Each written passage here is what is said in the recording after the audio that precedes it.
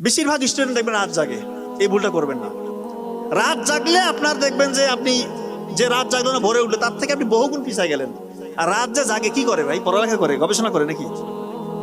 বেশিরভাগ এই যে স্ক্রল, এই টিকটক, ইনস্টাগ্রাম, রিলস, এগুলো বানানো হয়েছে আপনার মস্তিষ্ক যেন 5 সেকেন্ডের মধ্যে সীমাবদ্ধ থাকে। আপনার যে মানে চিন্তা চেতনা, ফোকাসিং পাওয়ার 5 সেকেন্ডের বেশি আপনি যেন ফোকাস কোথাও দিতে না পারেন, এই জন্য এটা তৈরি করছে। দেখেন না এখন সবাই অধৈর্য, একটা কিছু আসছে দেখছে, ঠাস করে পরেরটাতে গেল, পরেরটাতে গেল, কোথায় যাচ্ছে সে নিজেও জানে না। ব্রেন এভাবে হাইপার অ্যাক্টিভ হয়ে গেছে। এখন এই ব্রেন নিয়ে যখন আপনি বিসিএস এর মতো পড়ায় যাবেন বা কোনো গবেষণা ধরনের পড়ায় যাবেন, ওইখানে হিউজ পড়া দেখে আপনার তো মাথা খারাপ।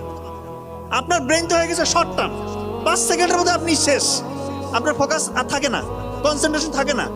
তো সেই জায়গা থেকে এত হিউজ পড়া আপনি কিভাবে পড়বেন?